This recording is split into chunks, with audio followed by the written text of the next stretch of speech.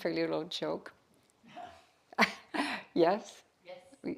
Okay, on a certain night, Amrita, as a matter of fact, it was on New Year's night, and she was lonely, and she rushed to the hospital, and she arrived there, and her index finger, she had shot her index finger, and the doctor said, "What happened to you?"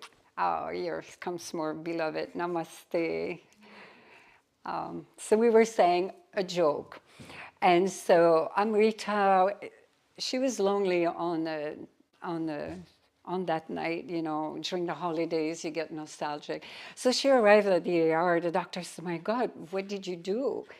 What happened to your index finger?" She had shot her index finger. And she said, "Well, doctor," she said, "I attempted to commit suicide." He said, "What?" He said, "How can you do that?" He said, "It's definitely not the way to shoot your index finger." And so she said, "No, no, no, that's silly." She said, "No, that's not what happened." And she said, I sat there and I asked my gut feeling. You know, I was praying and asking for clarity and divine guidance. And I was feeling it in my gut, and how should I take my life? And then she said, "Okay." I thought, I'm going to shoot myself in my chest. And then, no, no, no, that's not a good idea. I just spent about over $10,000 having new boobies.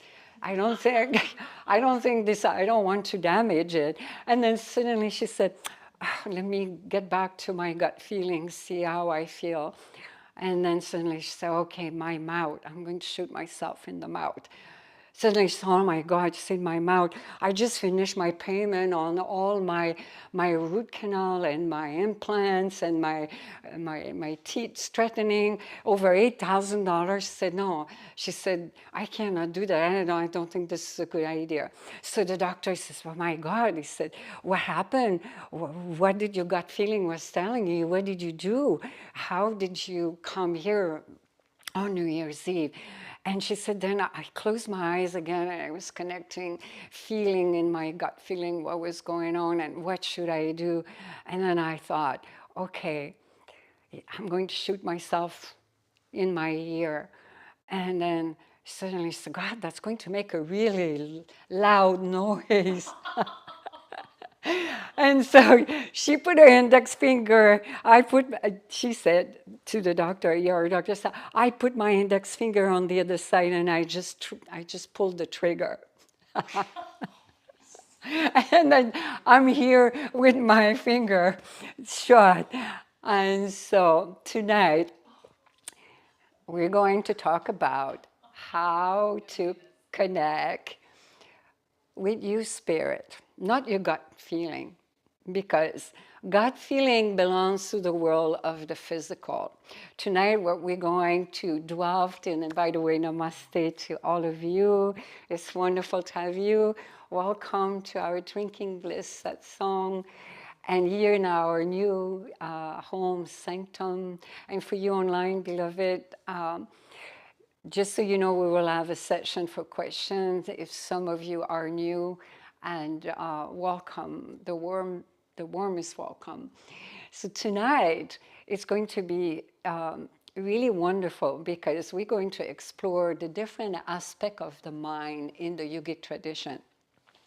Because many people are not aware there's many aspects, how the Maharishi saw the mind, and how to tap into your spirit, because spirit is the world of the non-physical.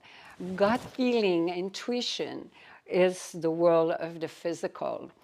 And so there's a world of difference. It's like a whole cosmos of difference. And why should you trust your spirit? How do you trust your spirit? How do you know when you have an insight, it comes from your spirit or it's your gut feeling? Because a lot of people talk about gut feeling. It's popular, and but the yogi and the yogini have a different way. And so stay tuned, because you might learn something, and we will have a guided meditation, Nidra Yoga with Sit Kriya, which is powerful. And it's going to be a wonderful evening. So, the mind. For, as a matter of fact, there's 16 aspects of the mind in the yogic tradition, but it was reduced down to 4, the most important aspect. It started with the buddhi. The buddhi is the same what you see in certain tradition, like for example in Buddhism, bodhisattva, beyond the intellect. So the buddhi is the intellect. It's completely in the brain. It's based on an accumulation of a store memory, infinite memory that once has accumulated for a lifetime. And it is restricted to the organ of the brain. So whatever is in the intellect, in terms of memory, in terms of karma, because karma, some of you remember karma, that just mean memory. It's a memory, and there's different type of memories at many levels. Genetic memory, physical memory. We won't go into this unless there's a question on that subject. But so the buddhi is strictly pertaining to what is the memory, what has been accumulated, and what you see in the system of education are mostly geared focused only on the buddhi. What the education, what was studied, what was memorized, what was accumulated in terms of data. So it's like a software. So the buddhi is very connected with the gut feeling.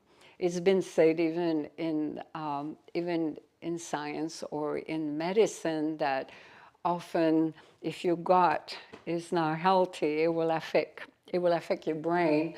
They're connected. Then, is that good? Is it still working? Yeah. So after that comes the mana. Mana is considered the lower part of the mind, but it is not just pertain of the mind, it pertains to the whole body. But again, here you have a load of memory, a load of data, a load of karma that is also in the full body.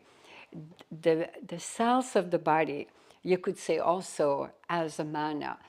So it's the part of the mind that also is the jabbering mind, not an intelligent, because intelligent intellect, you will see soon, they're very different.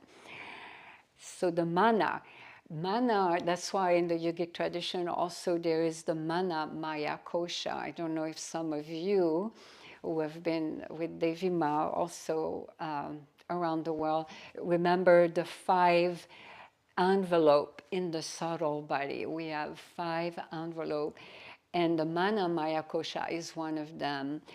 And it's the second one. First you have the ana maya kosha, which is the physical, where is related with the buddhi, the intellect. And then you have the mana maya kosha, the mana.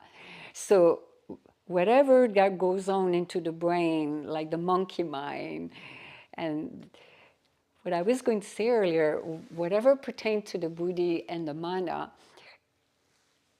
you can never go beyond a different dimension of reality and tap into your spirit, to trust your spirit, because it's all karmic based.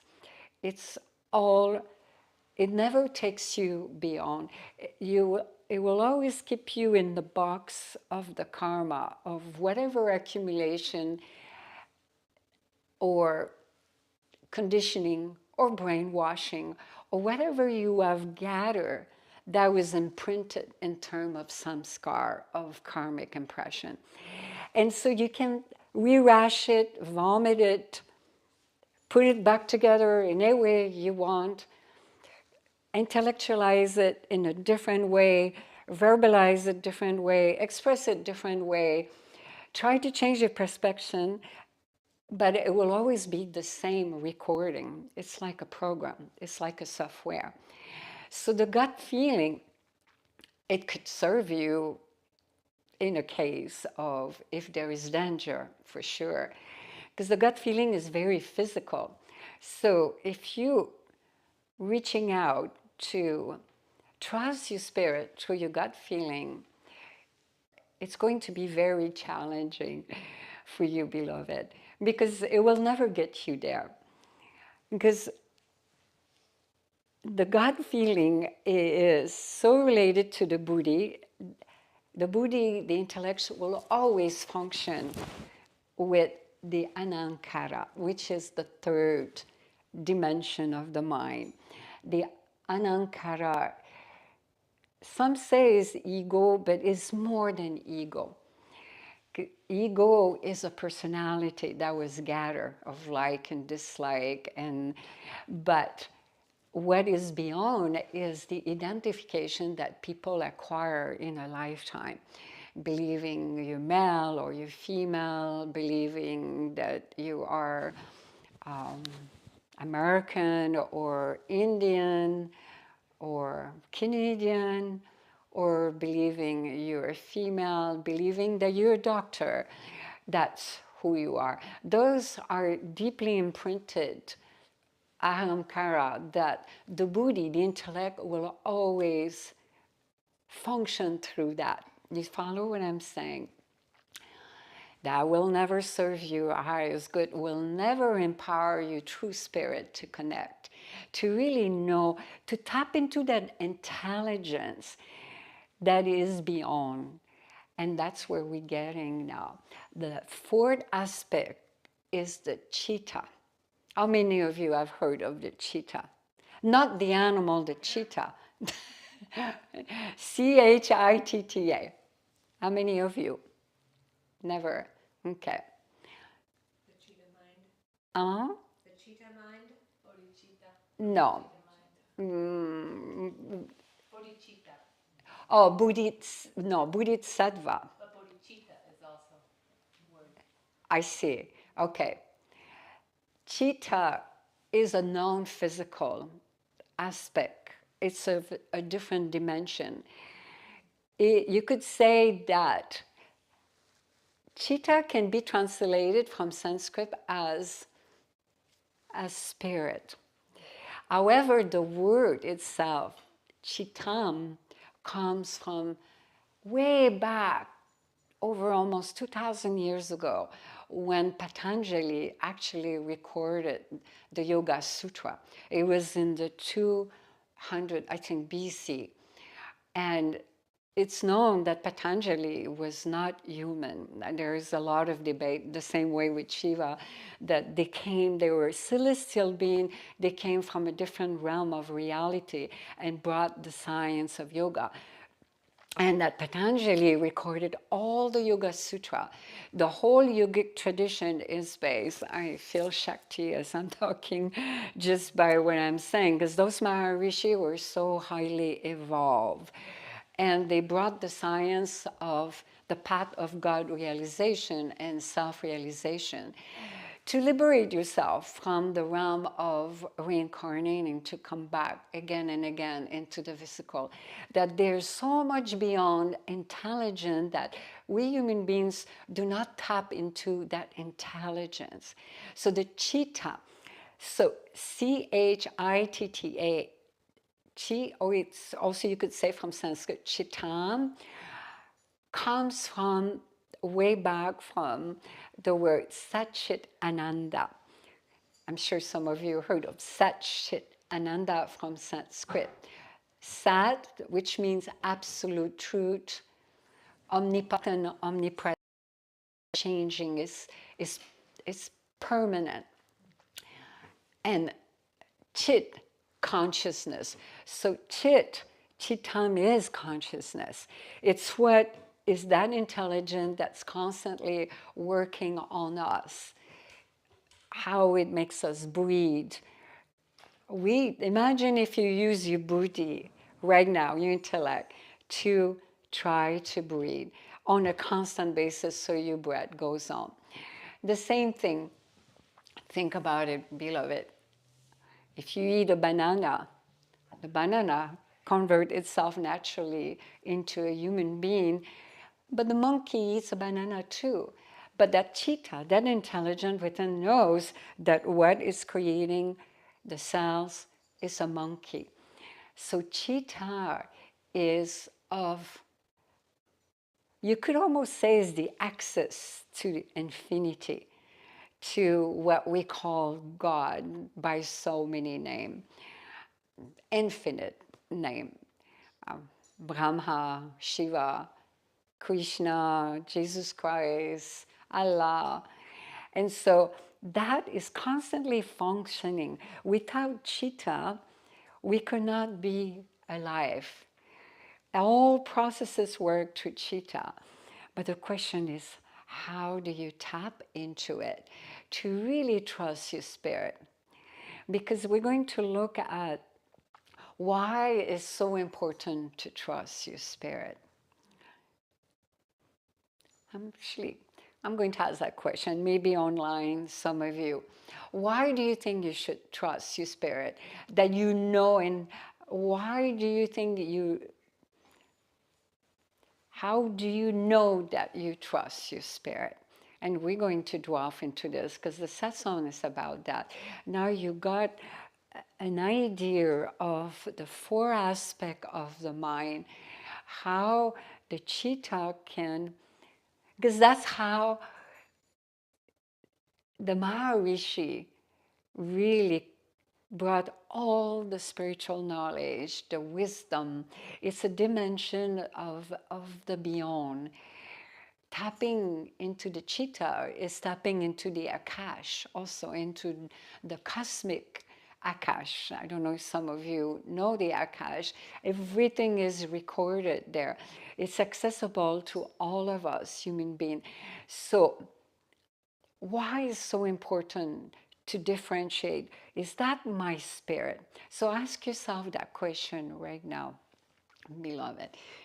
And even before we ask that question, I always normally, and I forgot, I always start the satsang with taking a few deep breaths together and closing our eyes. And all of you around the world, let's close your eyes and make sure your spine is straight, your hands turned upward,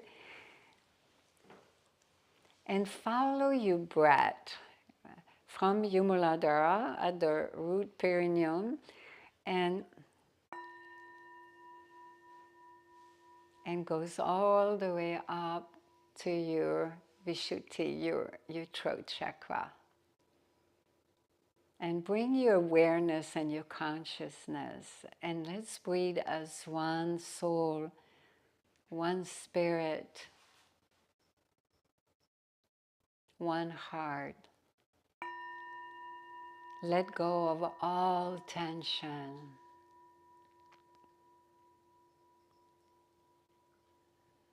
And the third one.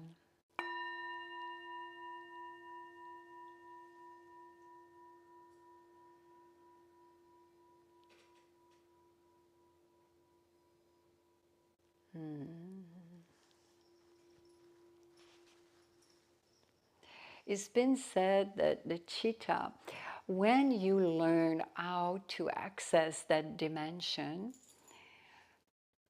you don't have to do anything. You don't have to manifest or ask. Things will materialize and manifest, and guidance will come. Everything will happen and unravel for you naturally. Isn't that beautiful? Don't you want to learn how to do this? You don't even have to make an effort. It's even been said in the yogic tradition that when you access that dimension, that you become Ishvara Pranadana, which means God become your slave. You have enslaved God. God will do everything for you. You don't have to do anything. Whatever is for you, God, the supreme intelligence, it will just happen, just like that. And I've seen with my own eyes, with my own life, with all the beautiful being I have been master in so many lifetimes, that's how it happens. Like Mahashakti, that's how she works. It's like it becomes your partner. You don't have to do anything. It just happens. You don't even have to move your finger, your pinky. It just happens. So, but most people don't know how to trust the spirit, but they trust their gut feeling though, because it's so physical. You feel, but have you realized, Amrita, are you like Amrita? Do you follow your inner voice based on your fear and on all your memory? For most people, it's the case. They're not even conscious of it because the whole karmic software is constantly working. So, why is it so important to trust your spirit? Let me ask some of you. Let's see. Anyone would like to say anything online? You can write in the comment section and keep your question. We're going to get there at one point soon. Shambhu, I think, has a question. Shambhu has to wait. How can you tell the difference between, because we're so geared to the five elements and to form, so I'm very instinctual, but how do you make that subtle distinction into the non-form? That is the ultimate question, and I was going to elaborate on it, but I was waiting someone would ask because it's what you want to know. What is the difference? How do I know? But before we go there, because my question was to you, was not you to ask question, but it's perfectly all right. I love it. I love that enthusiasm, that longing to know. It's beautiful. I will get there. But first, why do you feel like you need to trust your spirit? Anyone, let's see, anyone has an insight who would like to share? Any words? Well, I don't know if it's a gut feeling or trusting spirit, but there are times in my journey that I feel like I'm off the path. And there's also times when I feel like I'm, because of right action or right choices, that things are falling into place, that my life is on track. So, yeah, I don't know. But that's good. No, there's no wrong. There is no good here. Everything is super great.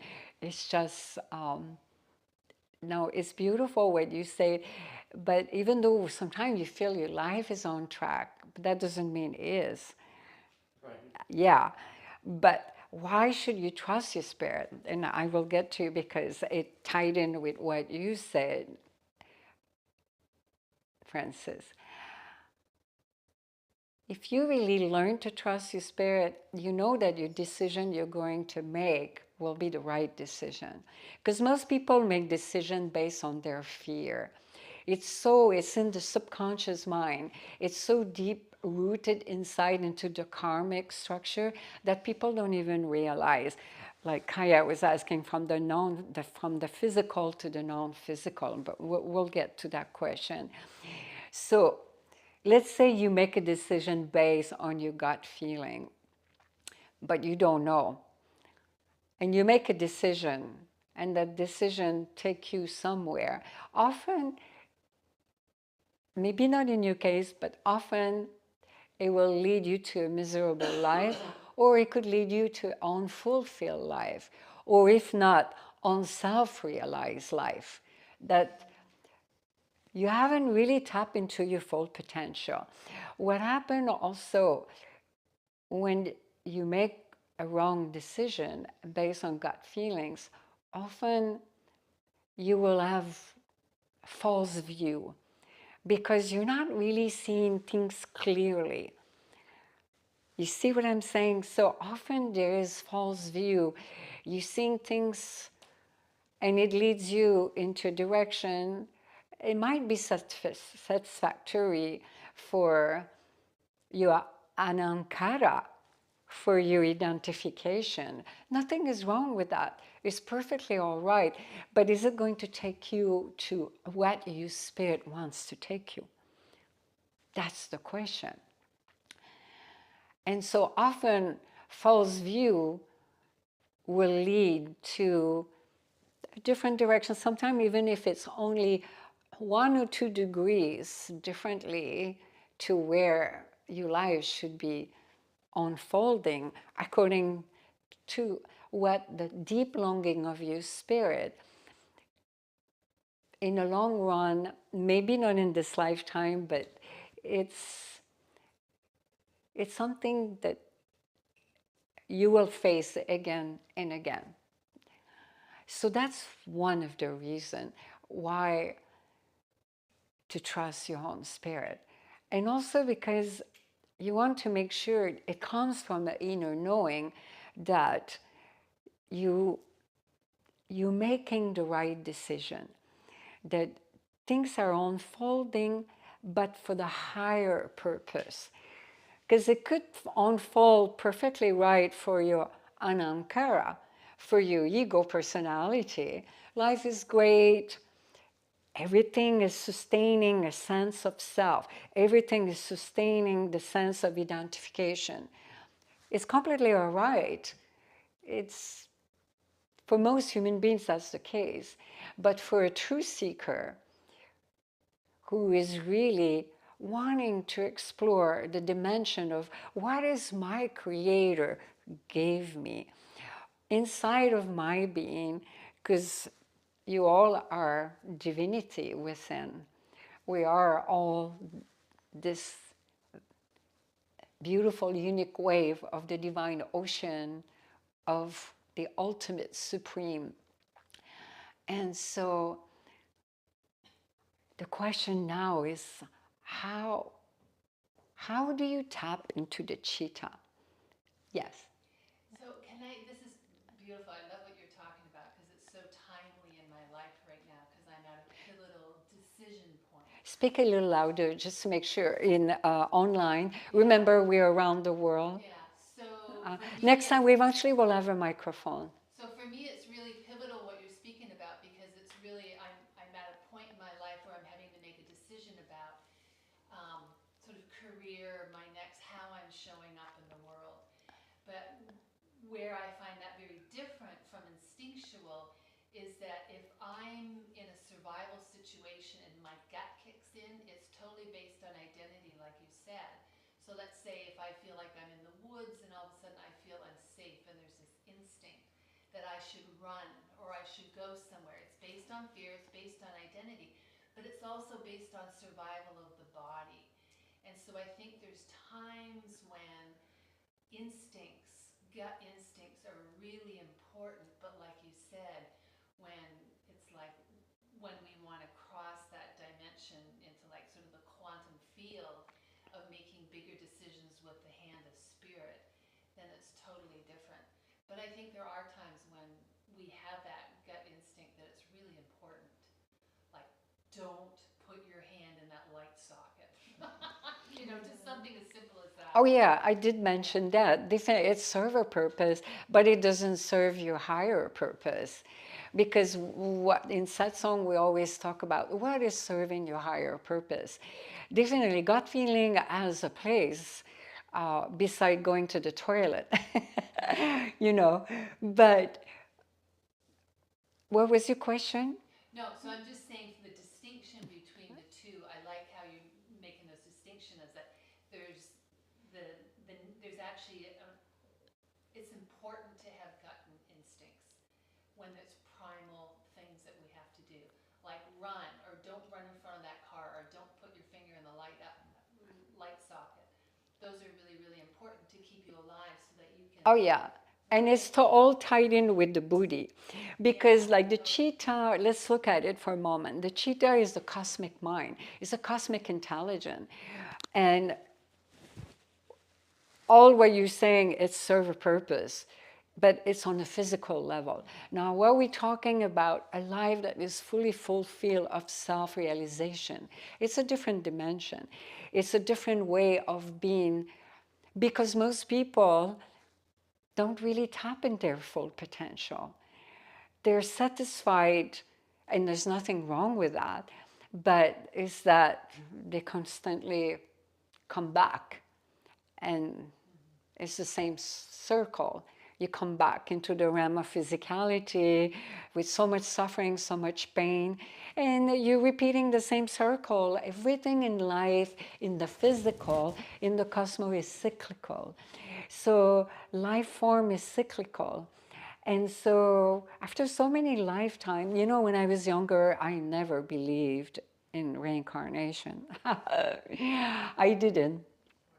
But I had some phenomenal experiences and unusual mystical experience in my life that made me realize that reincarnation, I know for a fact it does exist because I had vision of past life.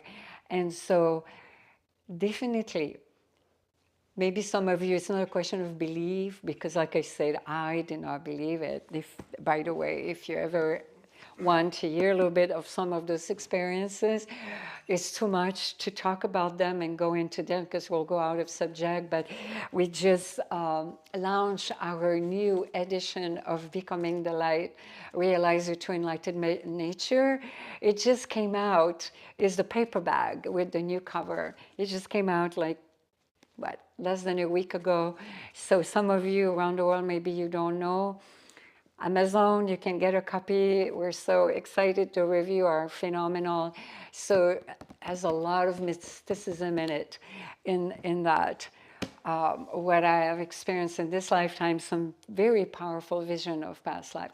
So, but to go back to Kaya, the ultimate question everyone wants to know is how to differentiate that. Well, first of all, number one, you got to be in a state of surrender. Surrendering is just a sense of abandonment. It's not be submissive. It's a sense of, I really trust, I surrender. It's a state of devotional love where there is a higher intelligence take over you. You could really surrender that and say, this is too much for me. You deal with it. I give it to you. That brings such a sweetness of emotion. It brings such a calm and happiness and bliss inside, because the Buddhi calms down. It doesn't do the monkey mind all the time. What should I do with my life? And asking all those questions and trying to figure out through your karmic structure, how am I going on with my life? What is my life all about? Don't you ask that question? Are you just here to come and go to the bathroom and listen to your gut feeling? Or are you here to really make a difference in the world, bring a contribution, and self-realize, and to experience what is enlightenment? And it's not that difficult, because we're naturally enlightened. Our spirit is already enlightened. And that's the point of this, is when you make a distance from the Buddhi, you make a distance and you drop all the anankara, the identification, which is very hard for most people. So the number one, you're in a state of surrender. And it's very hard for someone who has a very strong ego personality. It will always trick you. So that's number one, because what happens when you're in a state of surrender, you're in a state of trust and faith. And then you allow, number two, for grace to flow, because you're opening up your heart, you open up the gate, you open up your window, you're allowing that intelligence to flow through you, that energy which is already functioning within yourself. What is obscuring your listening and your vision, beloved, is only the garbage you have accumulated. Garbage, I don't mean that in the condescending way. I mean, it's all the stuff of the physical, that's all. And we all have, and we all had it. I mean, I remember for me so many lifetime on this path, my God, all the garbage, intense mourning and grieving for hours, not knowing from past life was super intense. And going into other dimension and having vision of different lifetime. Would you like to hear one quick lifetime? I saw myself, actually I could share two of them very quickly. And I didn't believe in that. This was through Kriya. I was in very intense sadhana, spiritual practices. And I'm not telling you the whole story because it's too long. I'll just get to the very quick point. And I was doing this intense Kriya. And Mahashakti was coming. Shakti just means primordial energy. And Kundalini, my Kundalini those days was going crazy, speaking in tongue and going in trance. And I just collapsed to the floor. And I was like completely out of my body. Suddenly I saw all those Indian faces looking down. And I could recognize each one of them. All of them. They were like hundreds of them, very distinctive faces. And I was mourning and grieving and mourning and grieving.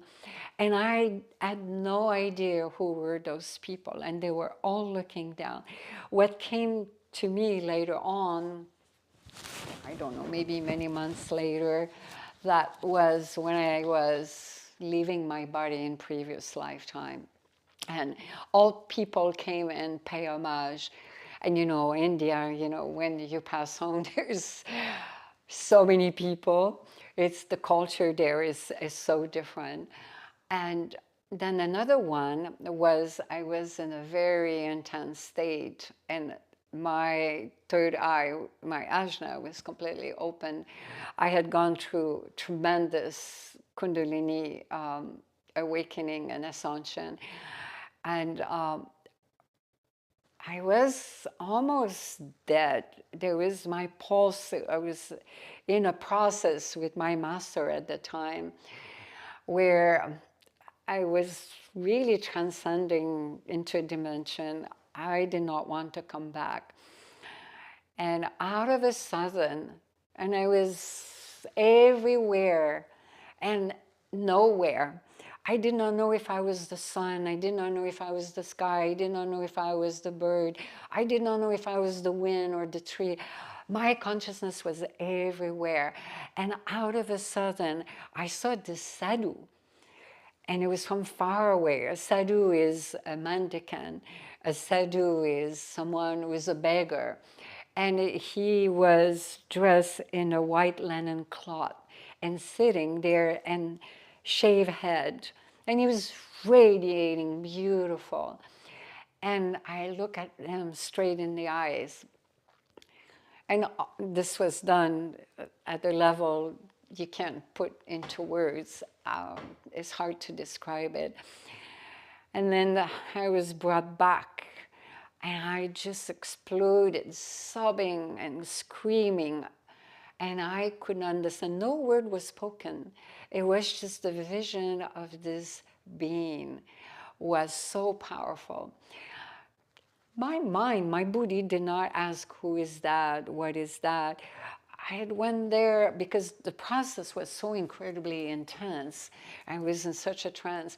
It was only 10 years later, one day, out of a sudden, I had a ha-ha moment, a revelation, an insight. I hadn't thought about it for 10 years. And out of a sudden, it was just blown into my ear. This was my being in a past lifetime. I never thought about it. I never use my intellectual or my ego personality to even think about it, because the experience was so deeply profound and it was so mystical that I just couldn't put my mind there. I remember after that experience, I was in such a trance and ecstasy and bliss for so long after that, for several years. And well, that was access to the Chitta. Chitta operate like that. It won't tell you. I will tell you the difference between, I made you wait long enough now. The gut feeling will never leave you alone. The mind will always tell you, will always be the jabbering. You will analyze, you will ask, you will always, it will never put you at ease. It will never bring you an inner peace and a serenity. But the Chitta, when you access Chitta, it's a completely different dimension. You will have an incredible calm about you, an inner peace. Your mind and your mana won't even question it. You won't even say, what should I do with my life? Should I apply to do this? Should I go into design or should I go do this? You completely surrender. So your Buddhi will leave you in peace. That's number one. You won't have any fear. You will be at ease.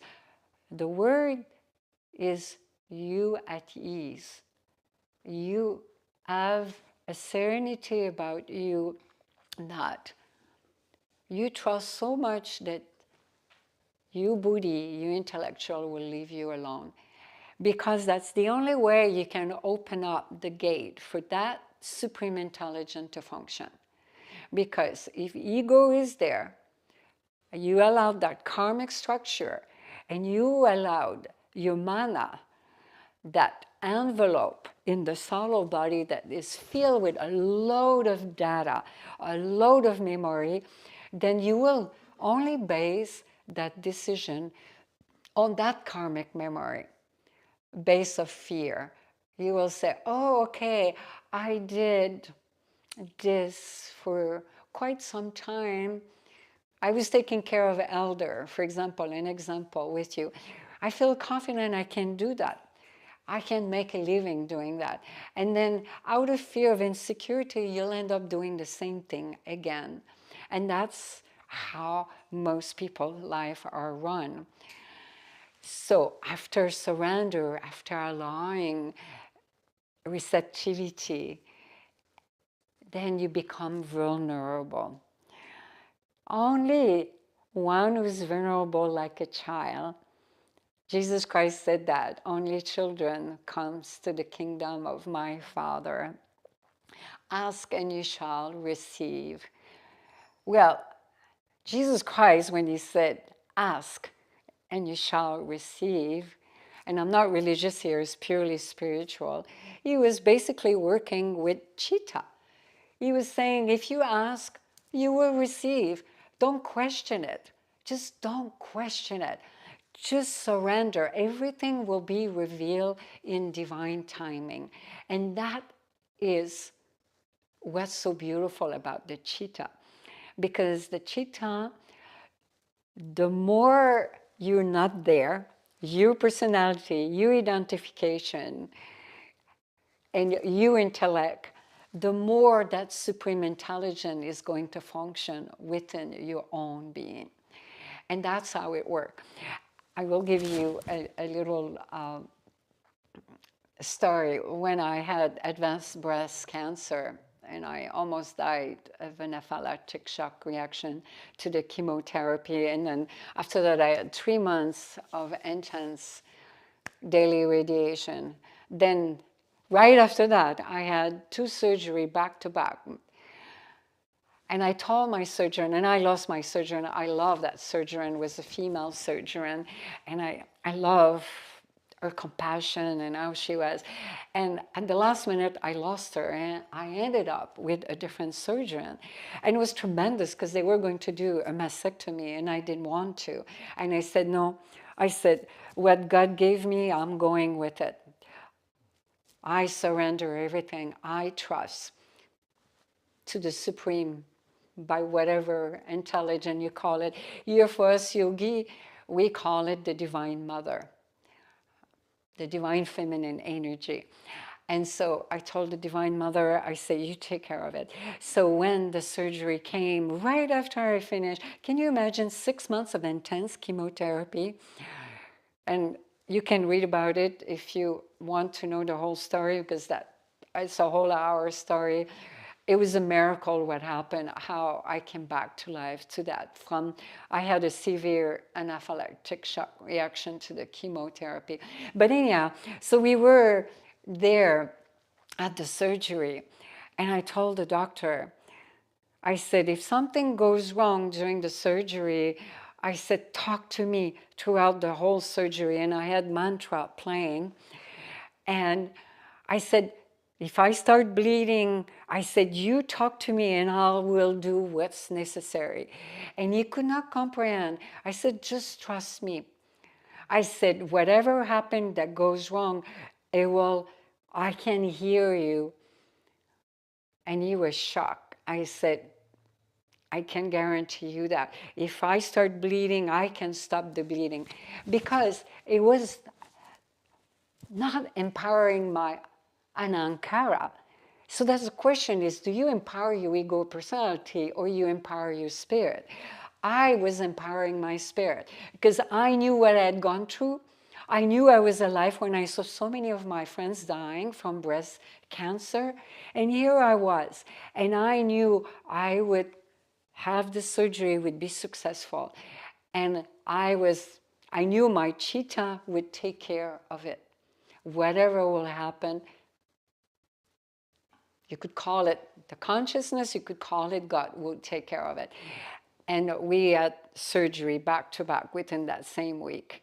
And it was incredible how fast I recovered. And it was very profound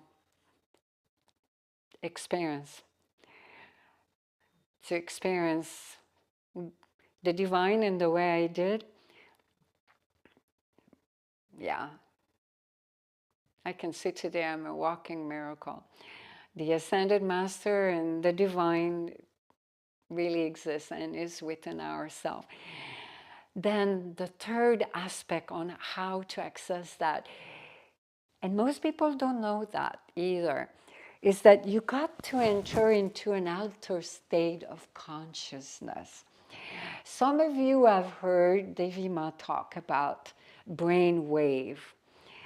The brain has different wave. I won't go into all of this because that's a whole satsang. But for most people, they function on a beta wave. It's a more frequency and amplitude that is very agitated, which serve the daily life of the Buddhi. And or gamma, the gamma wave is still being studied. People who are very concentrated or are studying, they're using the gamma wave.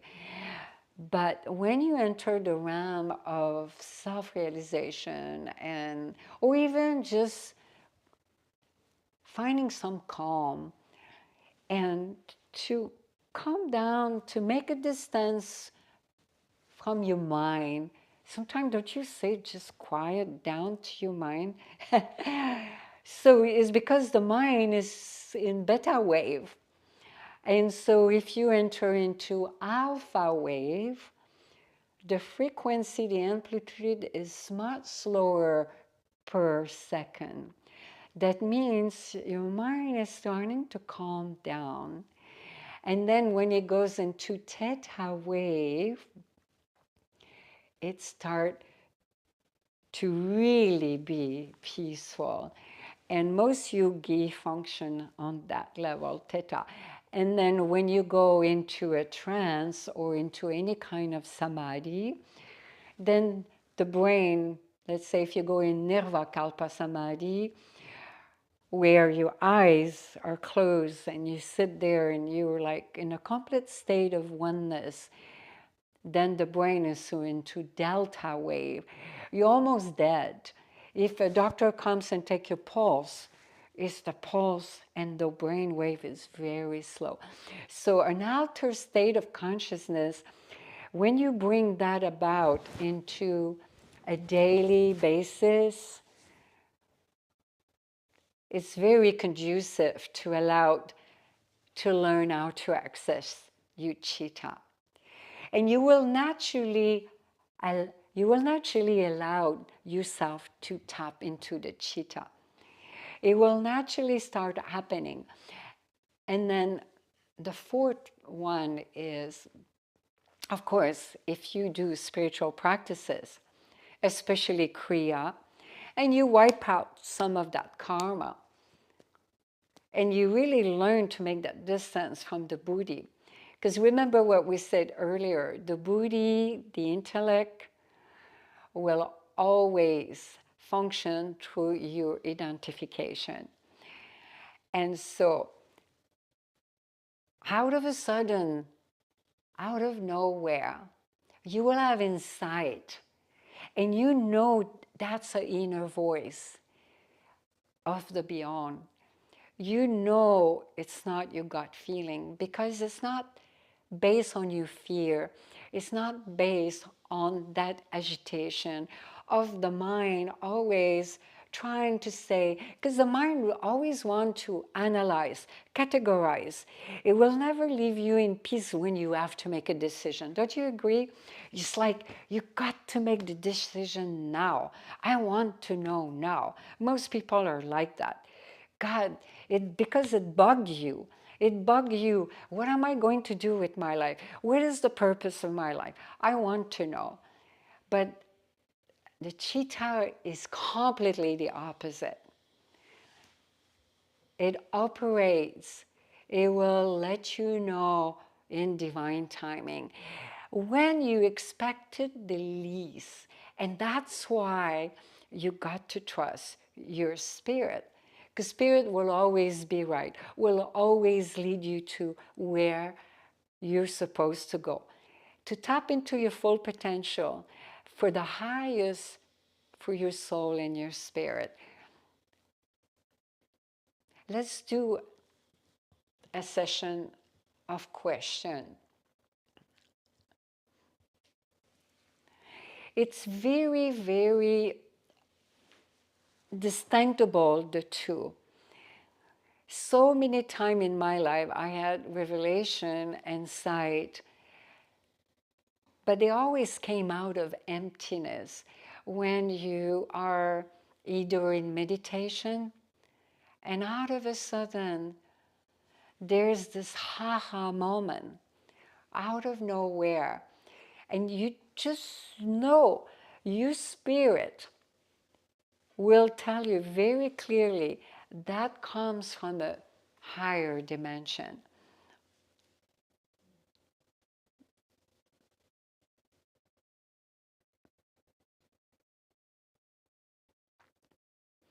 Any question?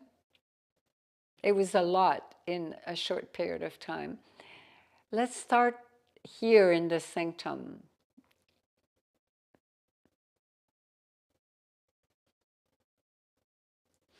Yes, beloved. Speak louder. It's really special when you feel that moment of space and just kind of go out and just like you kind of drop everything and just even if you are looking for an answer for something, you kind of just let everything melt away and kind of just let it come to you. Like it appears But very clearly. what you describe is a state of abandonment, is a state of surrender, what you're describing. The state of surrender brings such an inner peace and a blissfulness about yourself because you know that whatever is our creator will take care of us.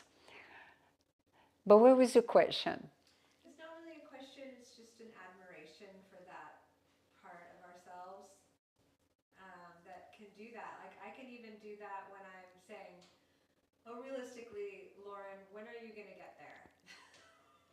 What's the time that you're actually going to really get there?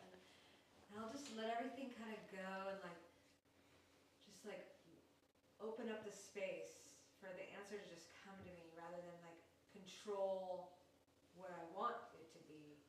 It's like, realistically, it's going to be this time. And then I kind of I don't know for sure sometimes. So I let things unfold as they will, and then it's that time. It's like, there it is again. I knew I was going to get here. Even if I'm late, I knew I was going to be late. So yeah, those answers just kind of come when you surrender, like you said. You just open up, let everything fall away and surrender, and just kind of let an answer come. And maybe don't grasp onto it that's definitely it, but just go, okay, let's see if that happens. And it really is a wonderful feeling to know that you don't have to control everything. Just let, some things, you have to pick up the phone sometimes and make something happen. There's not you just can sit there and everything's just going to come knocking at your door and all your opportunities. Sometimes you have to facilitate a little something to let it come in. But oftentimes it's the least resistant. Well, that's what happened. The ego personality identification will always want to bring resistance. Often resistance comes in so many disguises, you don't even recognize it. It's that's why the least you question it, the more it will come. The more you put the personality out, the more you're allowing for that supreme intelligence to function. Is there any question online? If for you, beloved, if you are online in the chat, because often the questions are in the chat, sometimes they pass through it so fast, write it into the description, please. So we see the question, because we have missed many in the past.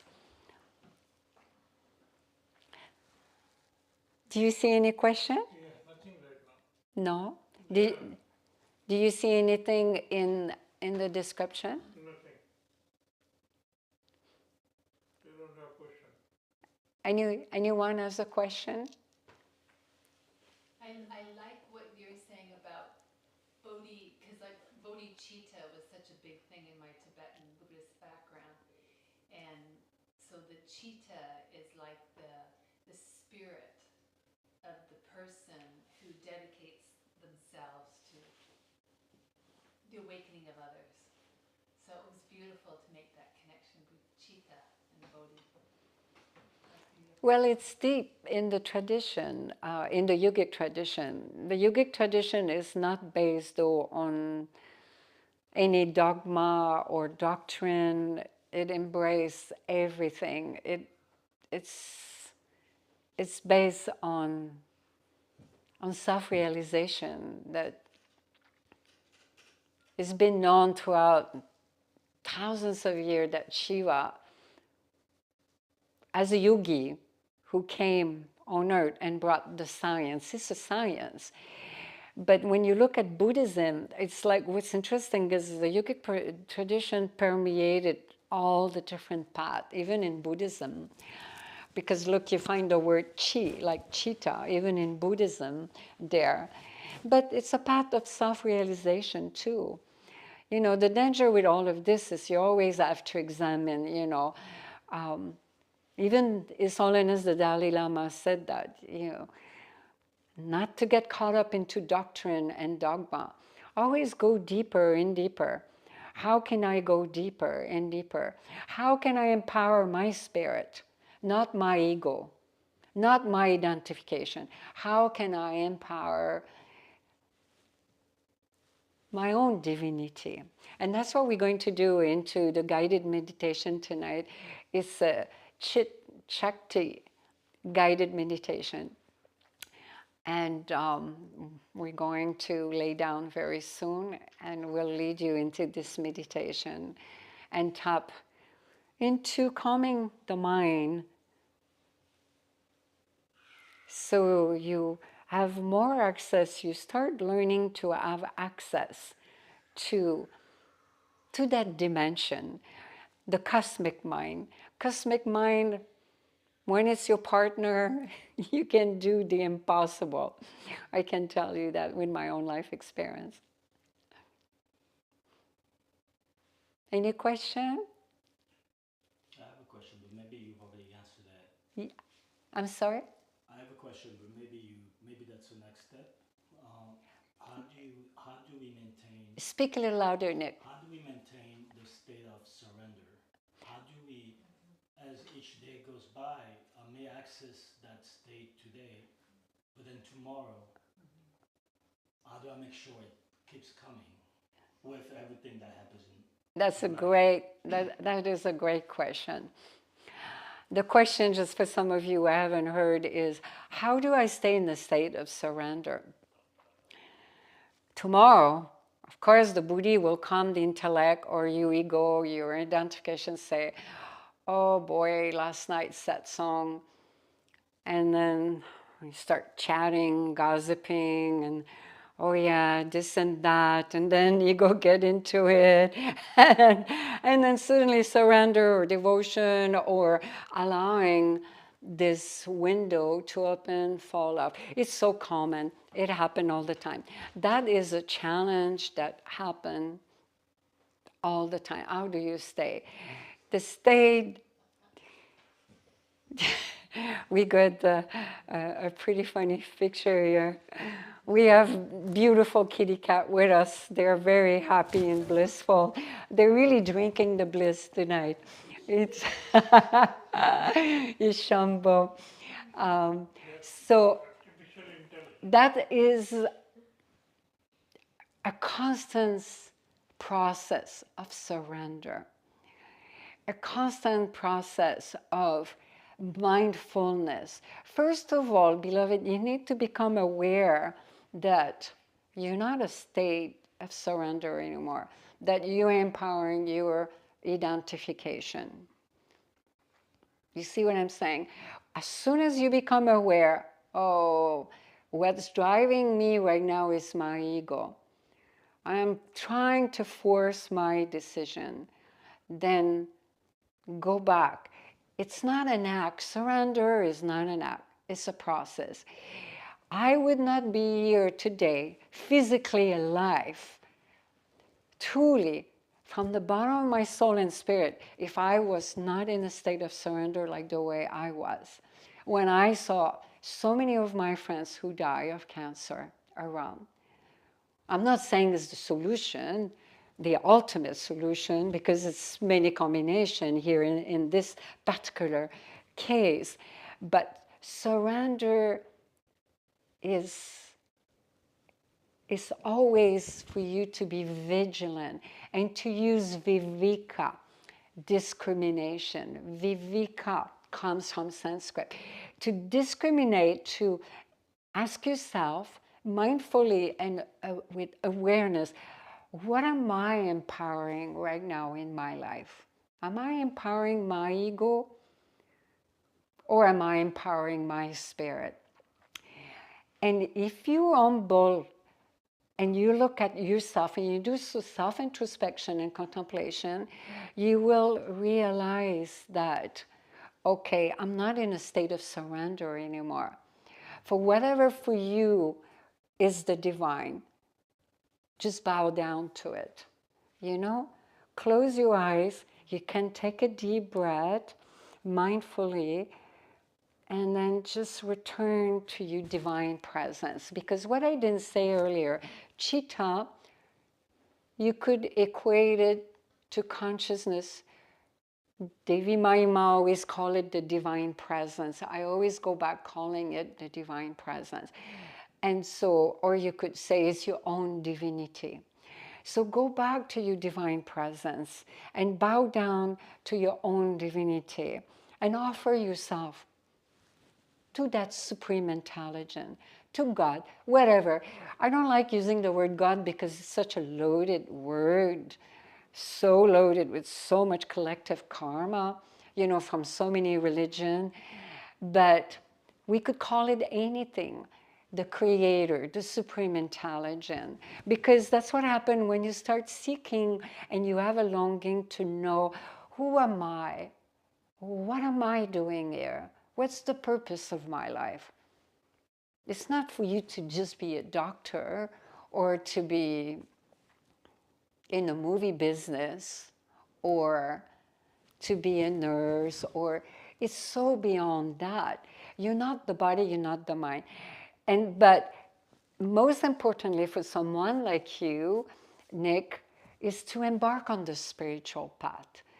Embark on the spiritual path means that you really become diligent in wanting to know who you are. Surrender is not about the spiritual master or God, the supreme creator. You're doing it for you. You always, please realize that, beloved, when you're in a state of surrender, you're not doing it for the ultimate or even, let's say, a spiritual master. They don't need that. We don't need that. You're doing it for you, because when you're in a state of surrender, what you're really doing, you're just opening up your heart. You're allowing grace to flow. You're allowing this supreme intelligence to function through you. And then it brings a sense of calmness, a sense of blissfulness, that you've been taken care of. So when you're on the spiritual path, you start asking those questions. You do self-introspection. You do contemplation. You sit down, you meditate. There are many practices, mindful practices, to expand consciousness. And Kriya Yoga. Kriya means working, it means action. It's working with the life force energy. Prana or Shakti. Shakti in the yogic tradition, it is in all tradition, even in Christianity, when they go in trance and they speak in tongue. I have had those experiences, and I'm not a newborn Christian. And it's a universal phenomenon to experience the supreme intelligence. And when it comes and it expressed through you, you will feel it, you will know. You will definitely know. Because it has a different smell, it has a different flair, it has a different knowing, you will know. So always allow the gate to be open. But as soon as you allow your intellect to take over, your identification to take over. What I mean by that is, let's say you're born Catholic. I was born Catholic too. And then it's just an example. It could be any religion. And then you start seeing things through all the background of your life story. It's basically just drop those life story. You're not a Catholic. You're not Congo. You're from Congo, right? What is the word? Congolese. One, sorry? Congolese. Congolese. So you're not Congolese. Your spirit happened to manifest in that country. That's all. And everything you learned there was accumulated. So just drop that. Just be willing. First of all, you have to be willing. If you're not willing, if ego and Ankara says, no, I'm not willing, then you guarantee is a short way to cut the door to the divine within you. You have to be willing to explore and to break down everything that begins to break down, and to be demolished, as a matter of fact, because when you're in the spiritual path, you've been demolished. I was demolished in a big way, and it was That was not easy, I will tell you. They were part of my life, my God. But my spirit, boy, I knew how to listen to my spirit because it always came to always win. I always allowed it. So you got to allow your spirit to win. You spirit is not the body, it's not the mind. And you spirit is not all the accumulation that was inculcated through this lifetime or any other lifetime. It's so subtle. So that's why being on the spiritual path is so important. And doing Kriya, working with the life force energy to help purify the karmic structure, help tremendously. Because sometimes the memory, remember karma is memory, is so strong that it does not allow you to go and surrender. Remember, surrender, you're doing it for yourself. You're not doing it for a spiritual master, you're not doing it for God, because they don't need it. I remember for me when I started so many decades ago, well, also in the Western Hemisphere in particular, the word surrender has a corrupted word too. A lot of people think of surrender as submission. It's the opposite. It's the grand empowerment of your own divinity. Because you always check inside. What's going on inside? Allow that window for God to come. Meet your creator from within. That's the only way is through surrender. Because anyone who is not in surrender will never render themselves receptive or vulnerable. I can tell you that. And it's pretty scary for a big ego to be vulnerable. I will say with my deepest reverence for all the Ascended Master and what I've gone through in this lifetime, in so many lifetimes, without receptivity and vulnerability, you can never tap into other dimension of reality. You will never meet your creator, beloved, never. Because it takes vulnerability. When vulnerability is there, ego is not there. The intellect is not there. Those two don't function anymore. You can bow down on your knee and I want to know who I am. I want to tap into my full potential. And probably 99.9% of human beings don't know what is their full potential. And that's the reality. I can tell you that from my own entourage. So it's a process. Surrendering is a spiritual process. It takes time. Millions of lifetime. I'm sorry? Takes time, millions of lifetime. Well, for some people, it could take many million of lifetime, but it does not need to. It can happen right now in this lifetime. It's all depending how willing you are, depending how deep is your longing to know. It has to be grace also. It's not about the And grace. wait, I'm not finished. And then number 3, grace is a big factor. Very important. But if you don't have receptivity and vulnerability, it will be hard for grace to flow. You see, you cannot crack a nut who is not willing to be open. Some nuts are pretty hard to crack. Do you have a question? Yeah, what would you call grace? Because I hear that word a lot, and I have my experience of it, but I'd love to hear what you say. Grace comes in many forms. Grace can come in misfortune. I'll give you an example. When I was diagnosed with advanced stage 3 cancer, would you call that grace?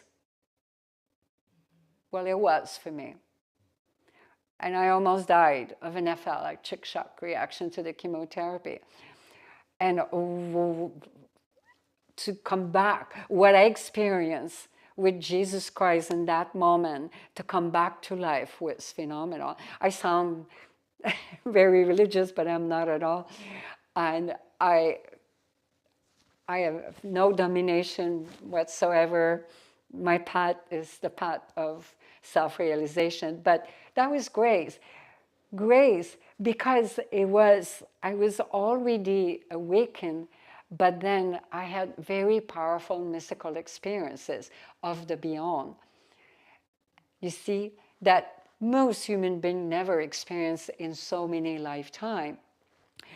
That's one form of grace.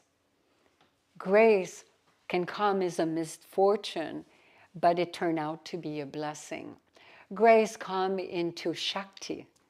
Shakti, Mahashakti, when she comes, to wake you up, to allow the karmic structure to fall, to come and dismantle all that was accumulated for so many lifetimes. And when that happened, oh my God, it's very intense. It takes, you see what happened when you are on the spiritual path and you do sadhana, spiritual practice, especially some Kriya Yoga, working with the life force energy. Because maybe some of you know, maybe some don't.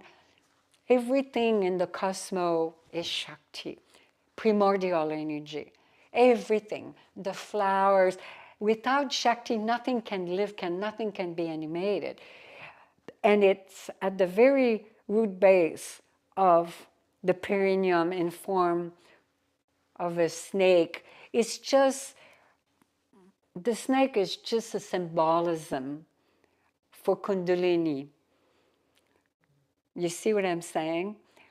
Even though you would say, like in Christianity or in Catholicism, snake, the iconography of the snake is being viewed negatively. But in the yogic tradition, is the opposite.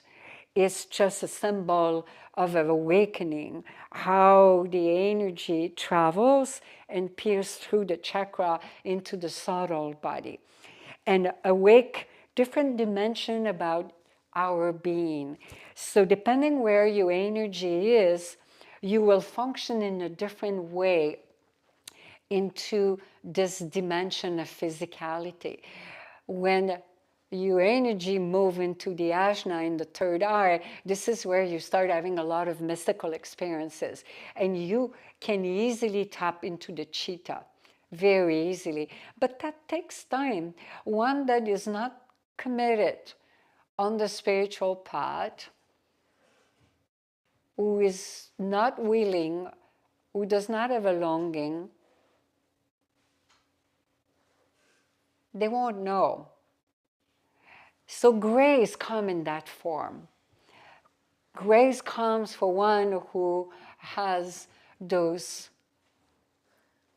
quality, well, quality is not even a name, the words, who have those inclination of, I'm here, I really want to know.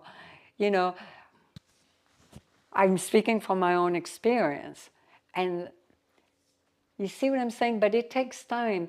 And the more you start experiencing more and more your divine presence, which is Sat, Chit, Ananda. Sat, Chit, remember where we talk about Patanjali, Chit, consciousness, Ananda, pure bliss. When we talk about this bliss, it's not bliss because you eat coconut bliss. You remember that brand was so delicious, or because an object makes you happy. No, it's a bliss that you will drop in ecstasy from your own divine presence. And that you experience the glory of the Creator within your own self. You see? So how can you experience that if you don't render yourself vulnerable? It's impossible to experience other dimension if one is not vulnerable. Because invulnerability is that you open up the gate. I know it's scary. Ego does not like that. It's very, very scary to allow yourself to be vulnerable. So to go back to Kaya's question, grace comes in many forms, but Mainly in the yogic tradition, when we say grace, flow, is grace to awaken to your own divinity, to God, self-realization, to self-realize, to even mukti, liberation, where you don't have to take a physical form again. You are free from the memory of everything from your ancestor, genetic memory, physical memory. And there's like about 10 different kind of memory. So no memory card. Any question online? Said no memory card. No, no software. The software is being completely wiped out, and one just completely dissolve, become one. It's like the ocean, the divine ocean. Please, beloved, quiet. too much drinking tonight. Oh, bliss. they're going crazy. I lost the train of my thoughts. The wave came and manifested. That unique wave of who you are, Nick, came and manifested into the physical realm. And suddenly you awaken. Grace was upon you. You fully awaken to your own divinity. And you realize, oh, I'm not this little wave. I'm the whole ocean. I'm infinite. You see what I'm saying? It's not an intellectual thing. It is an experiential thing. It has no boundary, because enlightenment is beyond pushing the boundaries of ignorance. Because the spiritual path is walking from untruth to truth, darkness to light.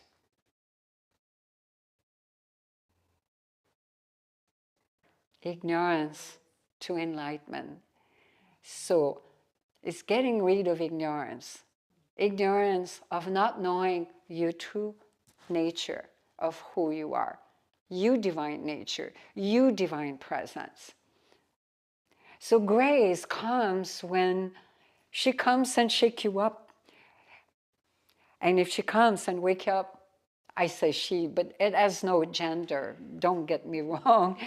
I just call it the Divine Mother. She can come in many forms. So grace come in many forms. When I was laying there on that couch and I was dying from the anaphylactic shock reaction to the chemotherapy, that was grace. And Jesus Christ came to me in that moment. That was grace. The Spirit is energetic and completely revived me, brought me back to life. That was grace. My awakening was phenomenal grace. For some people, going through the Kundalini Ascension can take many lifetimes. It's all depending on how much in a hurry are you. Do you want to reincarnate and go through all of this drama again? I know when I go in samadhi, when I close my eyes, it would be very easy to leave my body. Because what you experience is beyond words. And that is your true nature. It cannot be spoken about. It can only be experienced. But you stay here to help us. I'm sorry? But you stay here to help us.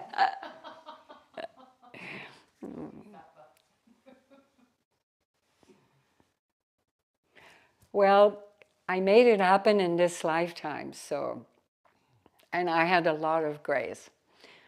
The grace of the Guru is very important. Guru is just mean dispeller of darkness. It's not a relationship. And it's is to allow exactly what we talk about for that Chitta, for you to allow to tap into that. It's just being the light. Why do you think it's called becoming the light? Becoming the light is the relative truth, because we don't become the light. We already are the light. But you got, in the relative term, this is spiritual memoir, by the way, on this, my spiritual awakening, is the absolute truth is we all are the light in this moment. But what is obscuring is all what was gathered and accumulated in the buddhi, in the intellect, into your ego identification. Family, we can go on, family, education, the government, everything was inculcated as a child. Whatever was your culture, to identify yourself that you're a female or a body, you're a male. Did that answer your question? So surrender, remember, is a spiritual process. It's not going to happen, oh, I'm working out of this satsang, I'm in a state of surrender with my own being. It's not going to happen like that. It's a process. It takes time. It takes vigilance inside, willingness inside. And little by little, suddenly, you have glimpse of Chitta. You have insight. Insight and realization and revelation all comes from Chitta. They don't come from the physical nature. They come from of the beyond. Wisdom comes of the beyond also. One who is wise, it's not accumulated. You don't learn wisdom. Wisdom flows through you. It is a big difference. You can learn from books, from the Chitta and the scripture, but again, it belongs to the realm of the buddhi, the intellect. It's just database, but through divine guidance and knowledge and wisdom comes from the Chitta. It's of the beyond. Any question? Otherwise, we're going to do the guided meditation. I know all of you wants to stretch. Online, Prashant? Got a question. Yeah, you have a question. In your book, there's a fascinating story of the airplane ride. Yeah. And those instincts, was that Chitta or gut? I love that question. That is such a, you read the book, so that's why you can ask that question. Now I have to reveal that story because you won't understand. It's a very powerful story. I was involved in a plane crash. Well, actually, I was not in that plane, but we were coming back. Is that okay? Can I tell you the story? I'll make it short because otherwise you won't understand. Are you okay for a little story? Yeah? We were in Puerto Vallarta, we were coming back, and our flight was booked for around 3 o'clock in the afternoon. It was direct flight with Alaska Airlines. And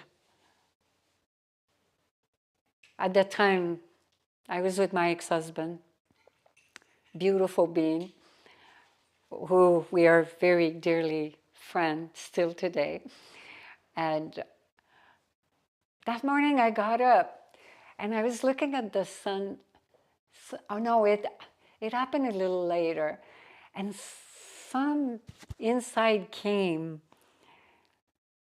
And I look at him and I said, you know, sweetheart, I want to stay for the sunset.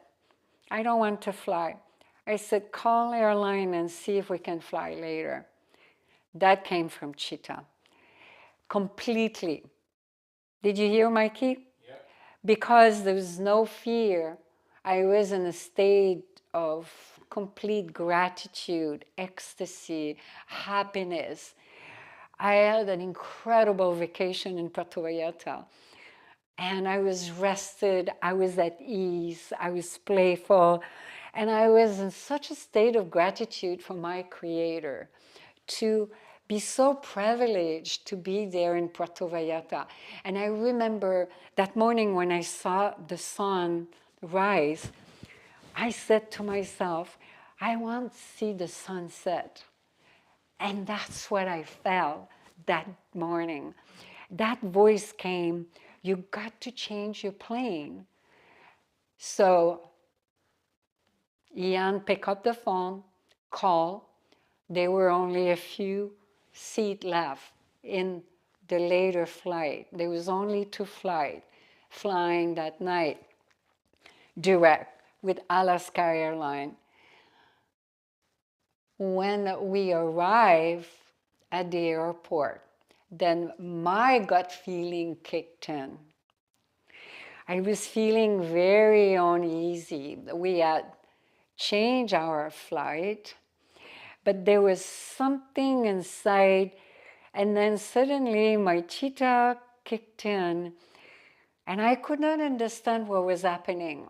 I was very confused because I was experiencing all kinds of things. The energy was so intense within my being. We got on the plane and we took off. And I closed my eyes and I envisioned a blue light going, and I was in deep invocation, and I was accessing the Ascended Master, and I was in a state of surrender, and I was breathing, I was praying, and suddenly I became very calm and I fell into a meditative state. And I felt this energy was so intense, and I was feeling in my anahata was pulling apart. And when we arrive in San Francisco, the plane circled and circled and circled. And I finally opened up my eyes. And then the captain said, we're sorry to let you know, but we're going to have to circle like that for 45 minutes. The plane prior us was just lost in the ocean. That was the plane we were supposed to be on. It was like only an hour apart, not an hour actually. I think that plane was around probably 5 o'clock.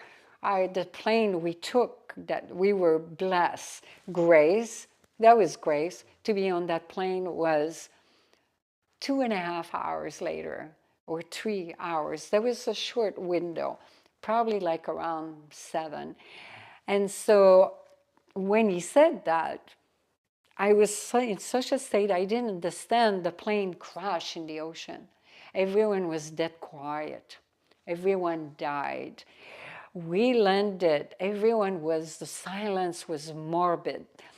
We arrived, we pulled in. We were sitting up front. I went into the cabin. I put my hand on the shoulders, Captain. I said, what do you mean, Captain? The plane was lost. I thought lost somewhere in the sky. I was in such a state, I couldn't grasp what he was saying. And he looked at me and he had tears in his eyes, said, everyone perished, they all died. And so he made an announcement. He said, please be aware that when you come out of the plane, there are a ton of journalists. He said, if you don't want to go through immigration, pass through the open gate, he said, we have a special exit for you. So Ian asked me, are you okay? I was in such a state because what I experienced on the plane was those souls perishing in that moment. I experienced their energy crashing in the plane. I'm talking to you now, and I feel so much energy passing through me. And what's so powerful in this experience also is most of the people on the plane were Alaska Airline employees. They were family who had gone on vacation. And the captain had some of his family. And so we went through the gate, and suddenly as I came out, there was a ton of journalists came right at me with microphone. I was all over in the newspaper, in the news, in the IG, everywhere. And they say, how do you feel to be alive? I said, how could you know? I was scheduled on the previous flight, and we had friends waiting for us who thought we were dead because they were not sure in the manifesto where, in which plane we were, because the name were still on that plane. We were supposed to be on that plane. So to answer your question, it was Chitta. It was completely because I was in such a state of gratitude.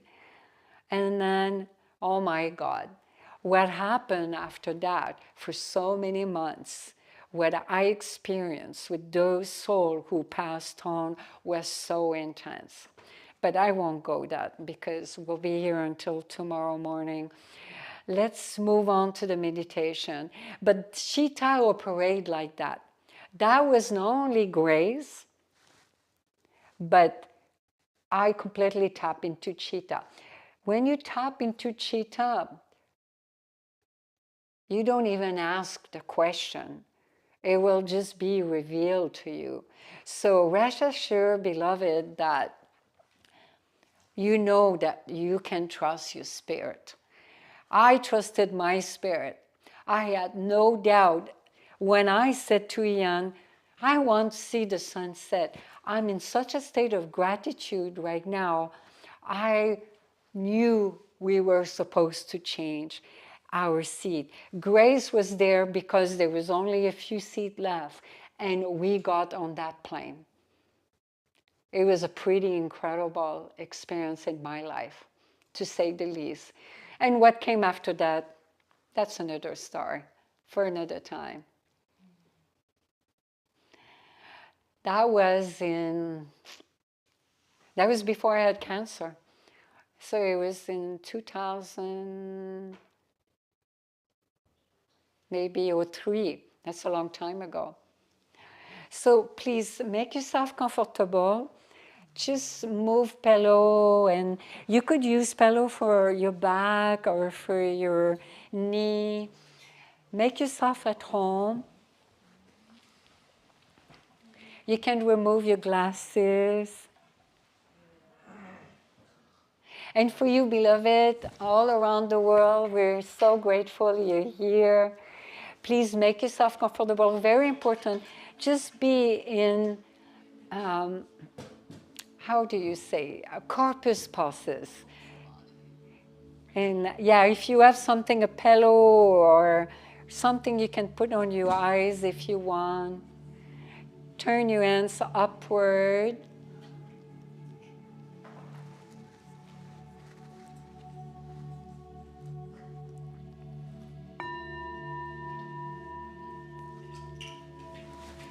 And close your eyes. Best for you, beloved, all around the world.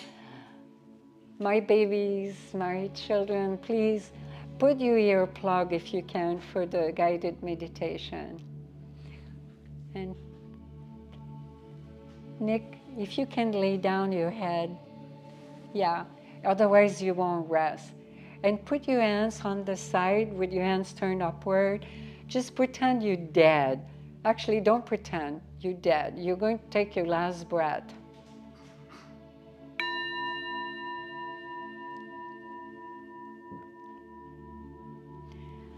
Tense your body, make a feast with your body, and take a deep breath. Tense, tense, tense, tense everything. Your torso, your legs, tense very hard. Ooh, like if your life counts on it.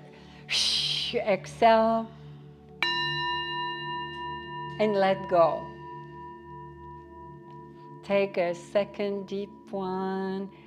And completely let go, relax all muscle, everything. Make another fist, dance, dance, dance, dance. Ooh. And let go, exhale. And a third one, make a fist again. Take and out. Tense your torso, your legs, your shoulder, your neck. Oh, yeah. Let go, exhale. Your last exhale.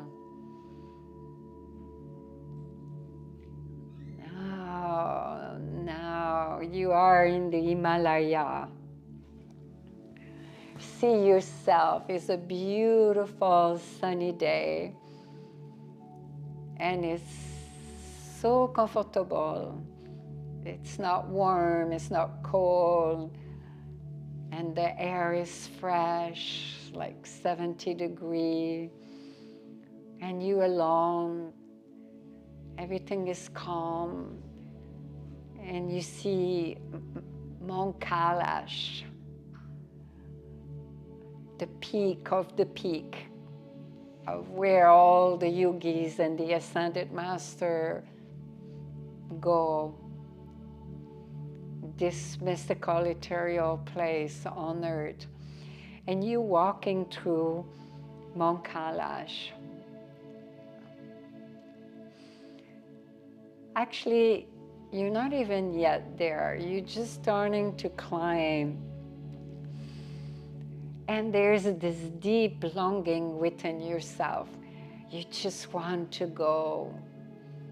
Something deep is calling you. And you start climbing. As you start climbing, you want to go faster. There's a pool of energy and you're going faster. And now your breath, you need to start working with your breath, beloved. This is a Chitta Shakti, so you work with your life force energy. And now see yourself climbing. Start inhaling deeper and exhale from your mouth. Deep, go deeper. Keep inhaling without getting dizzy. See the peak, and it's glorious. The sun rays caressing your face. The cool breeze is touching your hair, and you're breathing deeper and deeper. Like this. Exhale from your mouth, inhale from your nostril.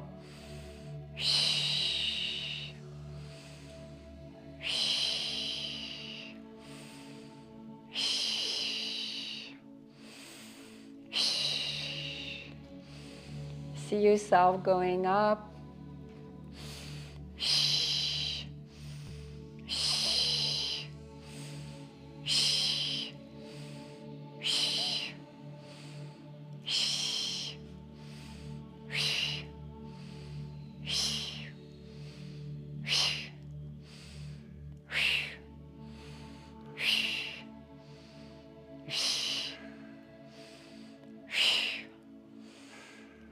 See yourself going up again more and more.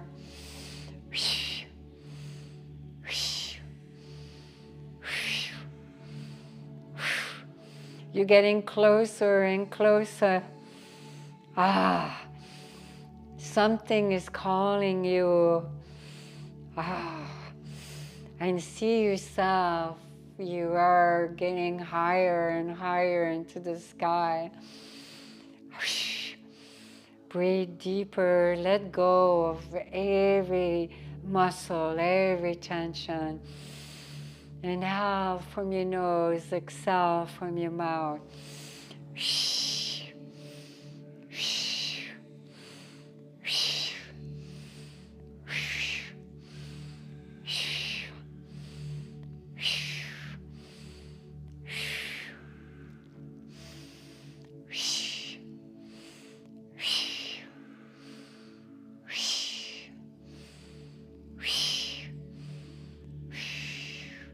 You're almost there. You go a little faster. Come on, you need more energy. You're climbing big mountains. Go faster. Inhale deep. Exhale deep. Deep in, exhale without getting dizzy.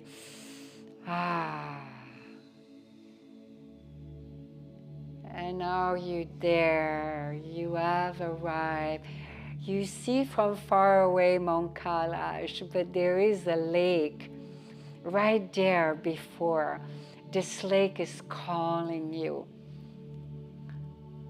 You alone, walking barefoot, and it's a cool moon night, full moon. The moon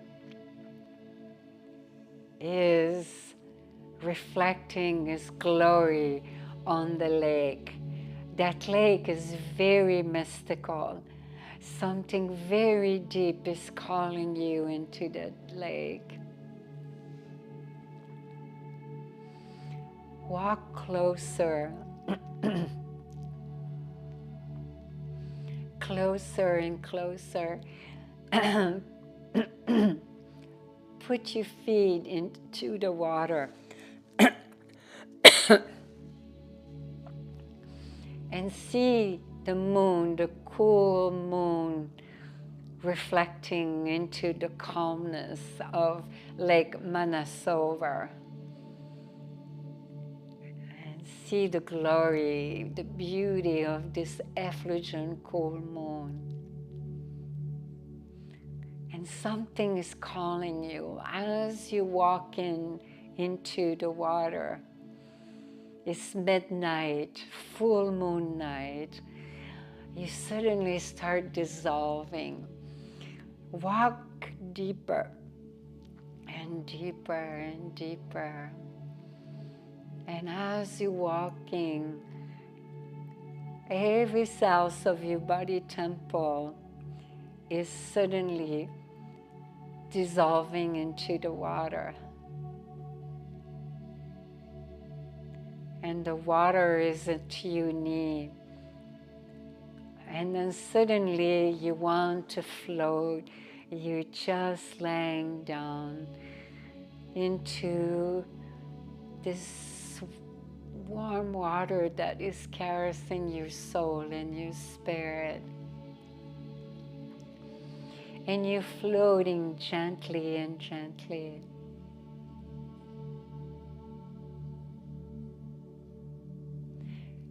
Feel divine love engulfing every particle of your being.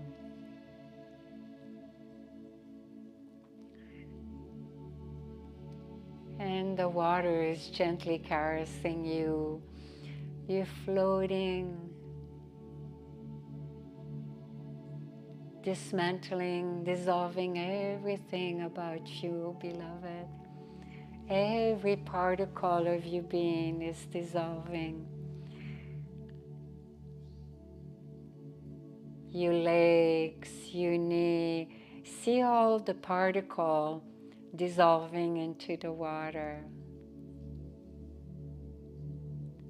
Your fingers, your arms, your torso, your genital organs, your muscle. Everything is dissolving like salt in water. Your intestine, your spleen, your lungs, your small intestine, your heart,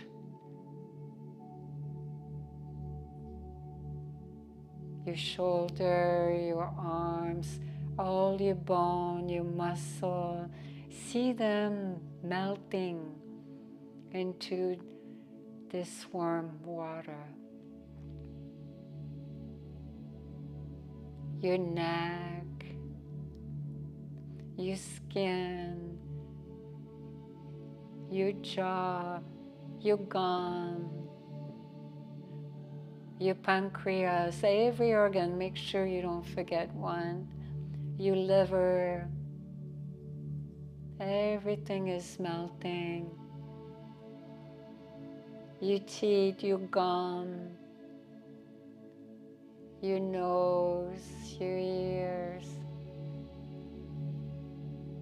your brain. See how it feels free. Your hair.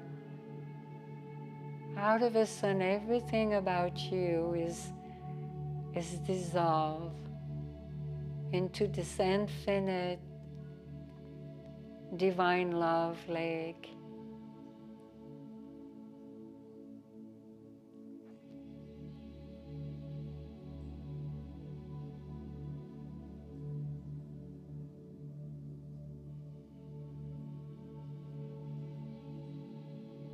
And you just only spirit and soul. Feel a wave of divine love caressing you.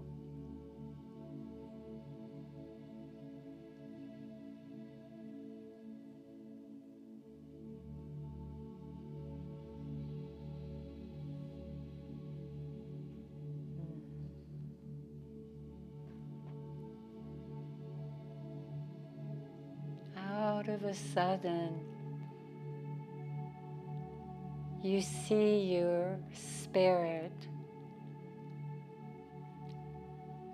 as you dive in deeper and deeper into this vast ocean. Now that lake has become a divine ocean. Your spirit is traveling deeper and deeper into the light.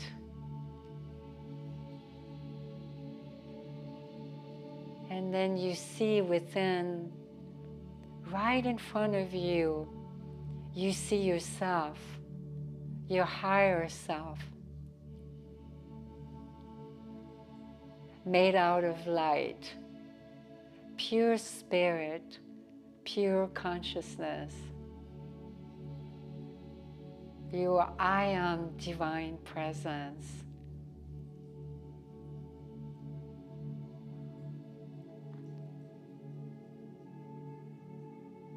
And your spirit is inviting you to go deep into its inner shrine, right into the center of its heart. There's a special cave there. And there's a blue pearl where the blue flame of awareness is. With your consciousness and your awareness, penetrate into this shrine right now in this moment.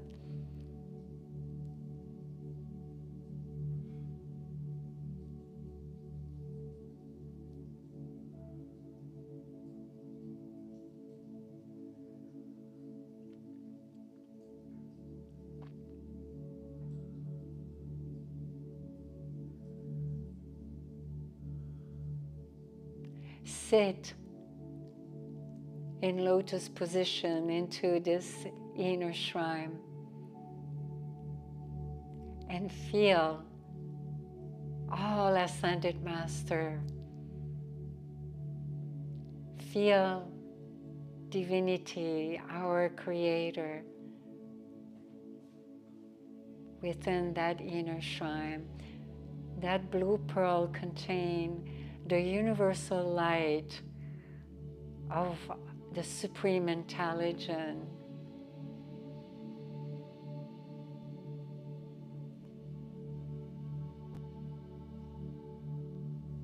And then you enshrine into your own inner self, into your higher divinity.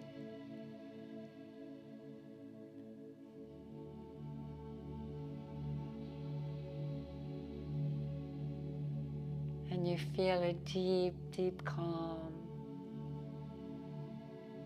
and serenity,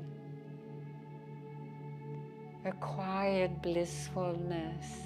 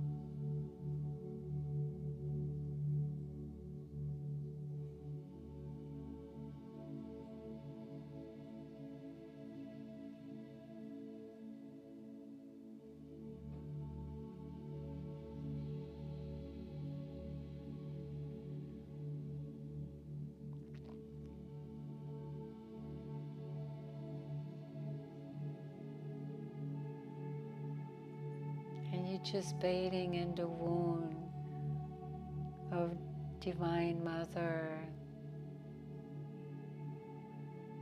engulfing you with infinite divine universal light. You feel your spirit. You can trust your spirit, because your spirit is of God, whatever we call it.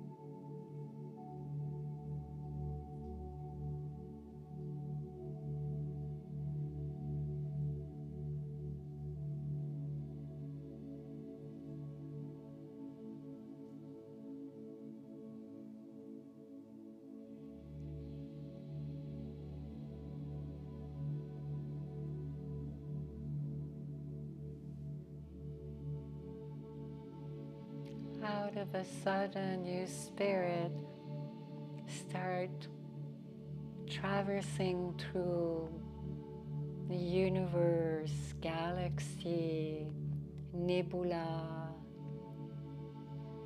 See yourself crossing through.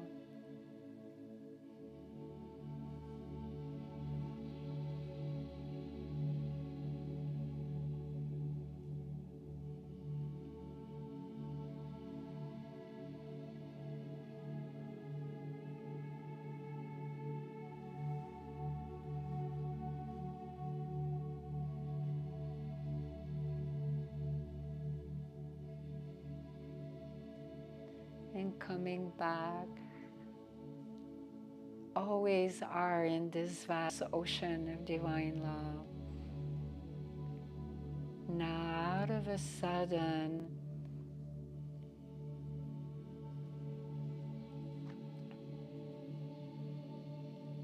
slowly You starting forming a new body, temple made out of light. You're coming back. See yourself in the water.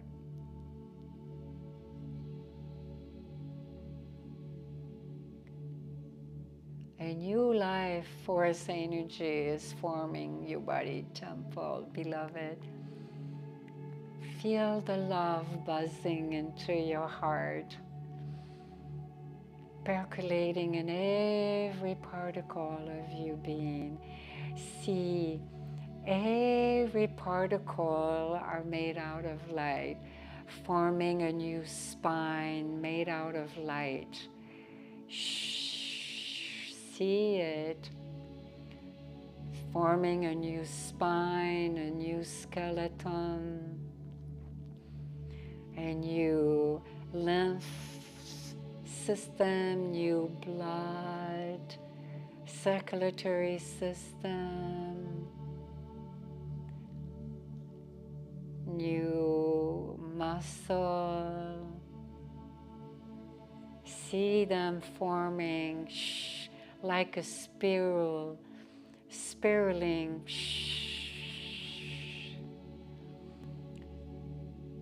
A new heart pumping new blood, all made out of divine light.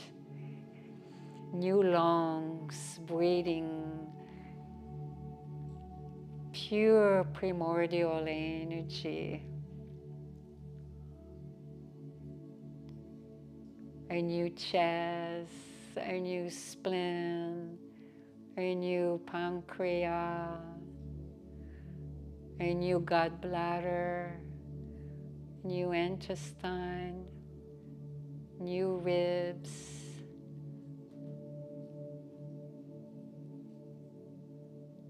new reproductive organ.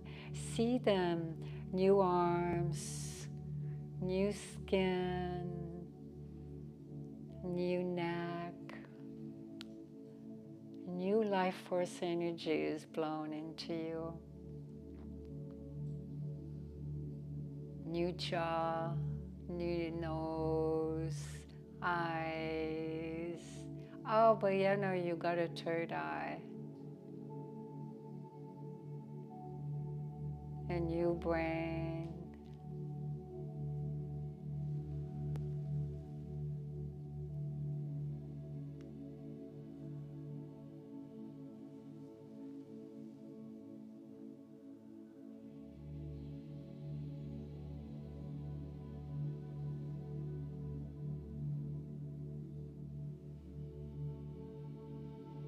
And you're gently floating with a body made out of light, divine, pure, universal light, filled with so much divine love.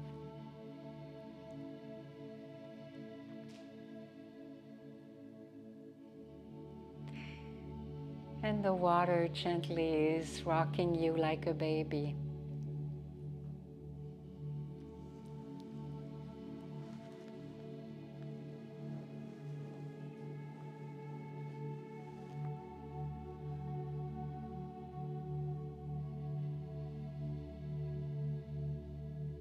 Coming closer to the shore and closer, and you feel so light.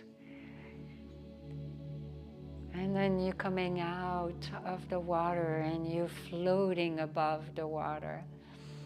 You're lightweight. And then you fly to Mount Kailash. See all His glory with the peak snow into a realm beyond physicality, where all the great beings are.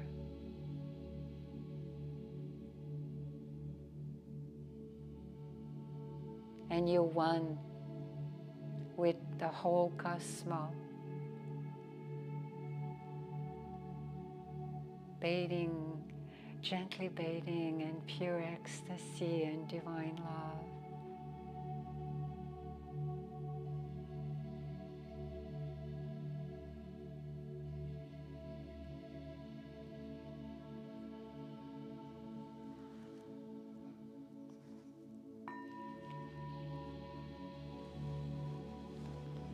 Gently, gently, take your own time.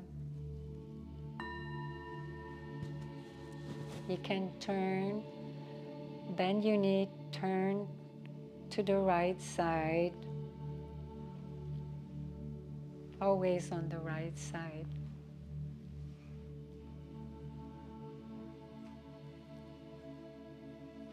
Take your own time, and when you're ready, you can sit down. Take your time. Don't rush. Just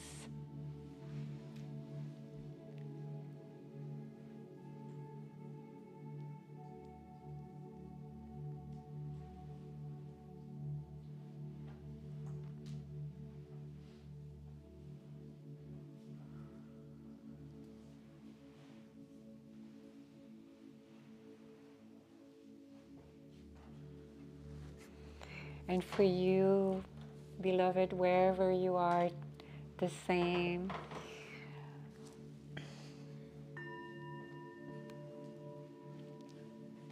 Do you feel a little difference?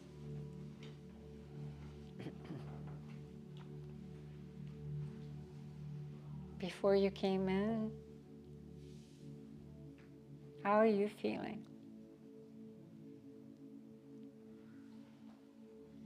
You, you don't have to answer. She said cheetah. She saw a cheetah passing by. There is actually one on the pillow. That's what you don't know. We have a cheetah right there on our pillow. His name is Shambo. He's one of our rescue cats. So, beloved, it was so wonderful to have you tonight. Thank you for being here. And but one last thing, my cheetah reminded me to share the fifth element of how to difference between the gut feeling and the chitta, which I kind of brush on it, but I didn't really specifically mention it. But I don't need to elaborate on that. We can do that more into another satsang, is mastering your energy. Because if you don't master your energy, you're not going to be able to tap into your chitta. And so that's a whole satsang, maybe for next time, maybe in December when we're back from India. We are not going to have a satsang in November unless Devi Mayi Ma surprise you from India. Maybe, we'll see, maybe we'll have a satsang there from India. I don't know, we'll see. It depends on equipment. Let's see. So maybe we'll surprise you. Otherwise, we'll see you here in December. You can subscribe on our newsletter if you haven't done so you can be in touch with all the news so you'll know. And if you enjoyed the satsang, please share it with your friends and your family to help them. Some of them might be in desperate need. And if you haven't subscribed to our channel, please subscribe, and thank you for all your support. And we love you, and we're here for you. Namaste.